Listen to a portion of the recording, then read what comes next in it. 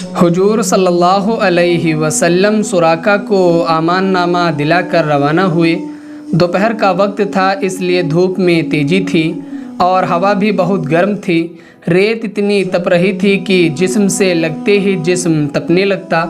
चूँकि डर था कि कुफ़ार मक्का हुजूर सल्लल्लाहु अलैहि वसल्लम का पीछा कर सकते हैं, इसलिए अब्दुल्ला बिन उरकत ने आम और सीधे रास्ते को छोड़ दिया। इस पूरे नए रास्ते पर दूर दूर तक ना साया था, ना नखलिस्तान की बैठकर 2 घड़ी आराम किया जाए। हर तरफ या तो रेत का समुंदर था या रेत के तोदे या पहाड़। अब्दुल्ला बिन उरकत ने कहा, मालिक, धूप और गर्म हवा ने परेशान कर दिया है, प्यास से जान लबों पर आ गई है।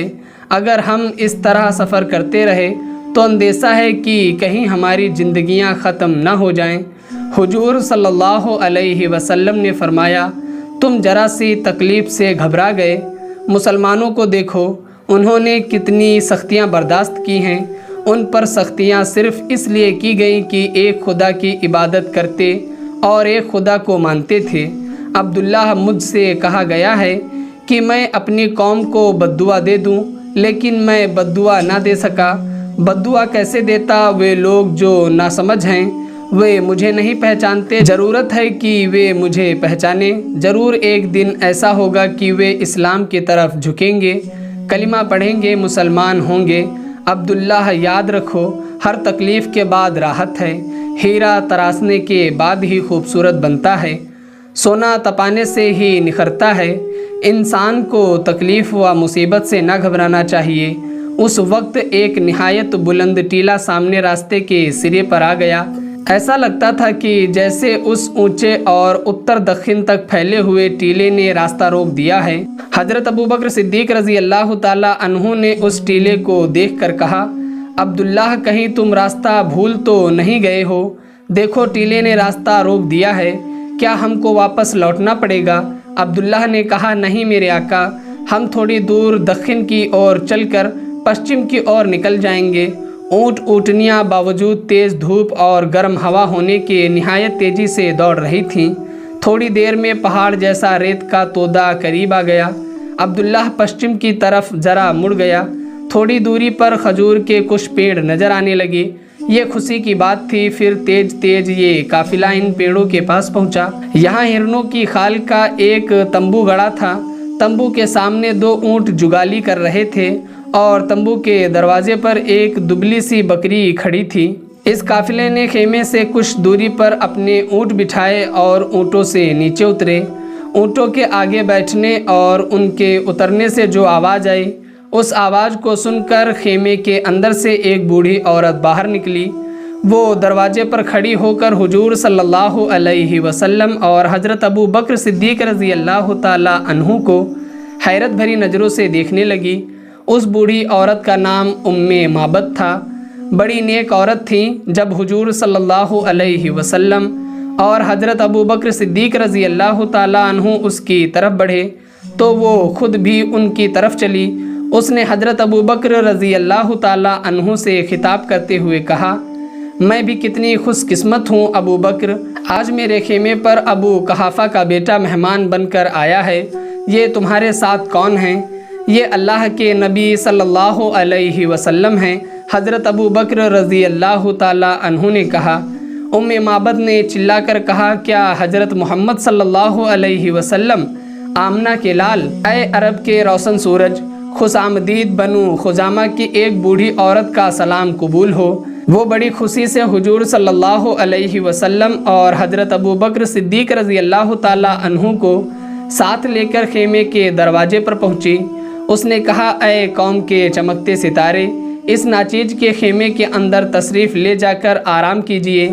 मैं हुजूर सल्लल्लाहु अलैहि वसल्लम के लिए दूध लेने जा रही हूँ। हुजूर सल्लल्लाहु अलैहि वसल्लम ने फरमाया, ठहरो, अभी धूप सख्त है, हवा गर्म चल रही है, ऐसी तेज़ और गर्म हवा में कहाँ जाओगी? उम्मे माबद ने कहा, जो टीला हुजूर सल्लल्लाहु अलैहि वसल्लम ने देखा है उससे दूसरी तरफ बकरियों का रेवड़ चल रहा है। मेरे हुजूर सल्लल्लाहु अलैहि वसल्लम, मैं बहुत जल्द वापस आ जाऊंगी। मैं इसे अच्छा नहीं समझता कि तुम हमारे लिए दूध लेने धूप में इतनी दूर तक जाओ अगर 2-4 खजूरें और थोड़ा सा पानी हो तो ले आओ। हुजूर सल्लल्लाहु अलैहि वसल्लम ने कहा, मेरे हुजूर सल्लल्लाहु अलैहि वसल्लम, मैं हर मुसाफिर का दूध से इस्तकबाल करती हूँ, क्या कुरैश के चांद का सिर्फ़ खजूर और पानी से इस्तकबाल किया जाए? मेरे हुजूर सल्लल्लाहु अलैहि वसल्लम, मुझको इससे रंज होगा। अच्छा, इतनी देर ठहरो कि मेरे साथी यहाँ आ जाएं। हुजूर सल्लल्लाहु अलैहि वसल्लम ने फरमाया, बहुत अच्छा। हुजूर सल्लल्लाहु अलैहि वसल्लम उम्मे माबद ने कहा, आमिर और अब्दुल्ला जब तक ऊँटों को बांधते और उनके सामने चारा डालते रहे, हुजूर सल्लल्लाहु अलैहि वसल्लम और अबू बकर उनके इंतज़ार में खेमे से बाहर खड़े रहे। जब वे दोनों आ गए तब उन्हें साथ लेकर दोनों खेमे में दाखिल हुए। खेमे के अंदर कोई सजावट न थी, एक रेगिस्तानी औरत का खेमा था। खेमे के अंदर सिर्फ कंबल बिछा हुआ था। हुजूर सल्लल्लाहु अलैहि वसल्लम, हज़रत अबू बकर सिद्दीक़ रज़ी अल्लाह ताला अन्हु, हज़रत आमिर और अब्दुल्लाह कंबलों पर जाकर बैठ गए।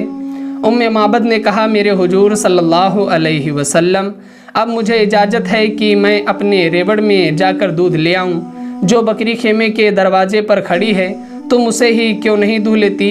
हुजूर सल्लल्लाहु अलैहि वसल्लम ने फरमाया, हुजूर सल्लल्लाहु अलैहि वसल्लम, ये बकरी बुढ़िया है।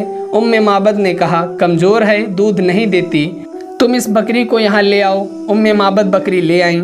हुजूर सल्लल्लाहु अलैहि वसल्लम ने उसके थनों पर हाथ फेरा। अगरचे बकरी बहुत कमज़ोर थी, दुबली और बुढ़िया थी, मगर आप सल्लल्लाहु अलैहि वसल्लम के थनों पर हाथ डालते ही थन दूध से भर आए।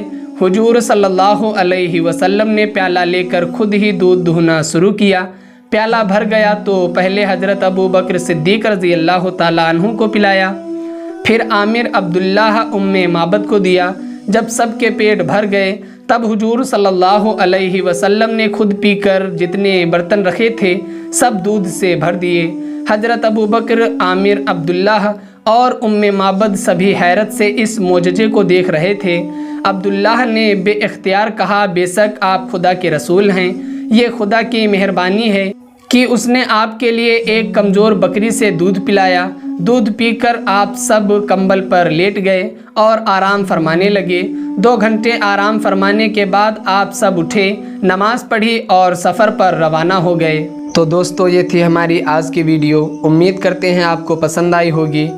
वीडियो पसंद आने की सूरत में वीडियो को लाइक करें, शेयर करें और कमेंट बॉक्स में अपने राय का इजहार ज़रूर करें।